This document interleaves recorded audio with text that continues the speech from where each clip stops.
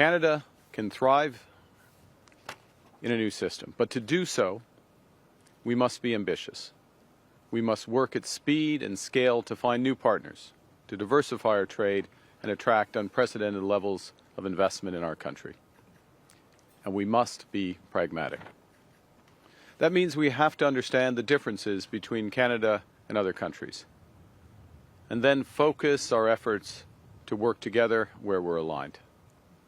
And it's with this approach that Canada is forging a new strategic partnership with China. President Xi and I are announcing that Canada and China are forging a new strategic partnership. It will focus on 5 key areas where both our nations stand to make substantial and sustained gains. The first is in clean energy and climate competitiveness, areas where Canada and China have immense strengths and complementary strengths. Second, we're expanding trade, particularly in agriculture and food, where Canada is a reliable partner. Third, our commitment to multilateralism and strengthening global governance comes at a time when all of this is in flux. Fourth, we're deepening engagement in public safety and security to protect our peoples. And finally, people-to-people ties and culture are being enhanced to enrich our lives. Peu après les élections, j'ai discuté avec le Premier ministre Lee. Shortly after the elections, I spoke with Premier Lee. 2 months later, we met in New York. In October, I met with President Xi in South Korea. Through sustained, constructive, and pragmatic dialogue, particularly through visits by our ministers and caucus members to China, we are renewing this relationship so that it generates ambitious results for the people of both countries. Cette relation afin qu'elle génère des résultats ambitieux pour les populations des deux pays. La Chine est le leader. China is the world leader in clean energy, producing over 75% of all electric vehicle batteries, over 80% of solar panels, and over 60% of the world's electricity. With a strengthened partnership in energy storage, as well as in energy production, we can cooperate to reduce emissions and stimulate massive new investments in clean energy technologies.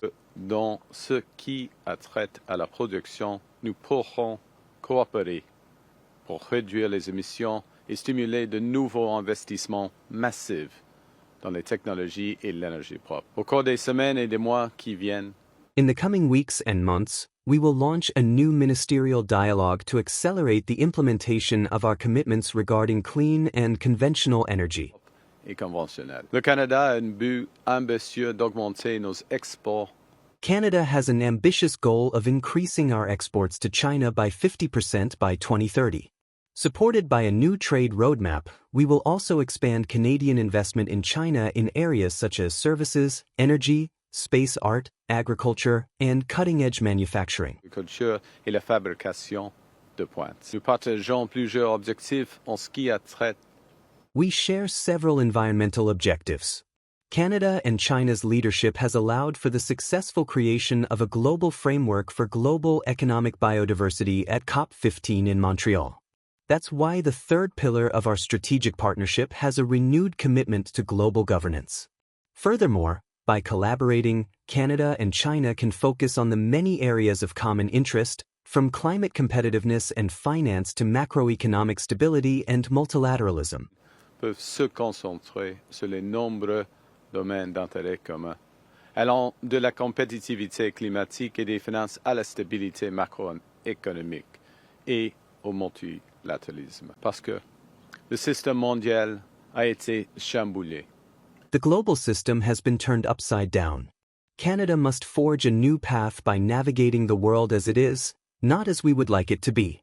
We are charting this course with confidence, pragmatism, and ambition. Avec confiance, pragmatisme et ambition. Il y a des hyperpuissances perturbatrices qui existent dans le monde.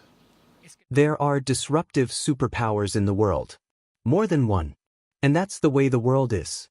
That's the truth, that's reality. And Canada needs to have relationships with major powers, trade relationships, but relationships that are tailored to our interests and values. Les relations qui sont calibrées à nos intérêts et nos valeurs. Il y a des enjeux.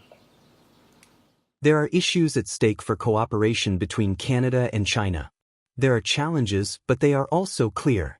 And therefore, yes, relations with China are more predictable now than other relationships for Canada. Avec la Chine sont plus prévisibles maintenant que d'autres relations pour le Canada. On fait beaucoup de progrès dans les produits agriculture. That's a lot of progress in agricultural products. We've made a lot of progress. We expect there to be more reduction in agricultural tariffs during the year.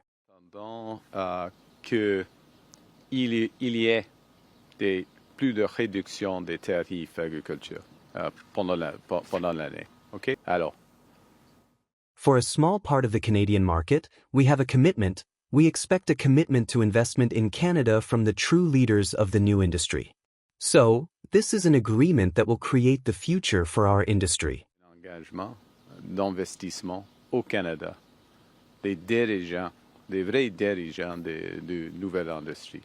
Alors, c'est un accord qui va créer l'avenir pour notre industrie. La position canadienne en ce qui concerne le Greenland, c'est l'avenir de... Canada's position regarding Greenland is that the future of Greenland is a decision for Greenland, okay? First point. Second point. We are allies. We are allies in NATO, and Canada is firm and clear. We have obligations, commitments as a partner, as an ally in NATO, regarding Greenland and Denmark, and we will honor our commitments. And we expect other NATO members to honor their commitments. Nous allons respecter nos engagements. Et nous attendons que les autres membres de l'OTAN respectent leurs engagements.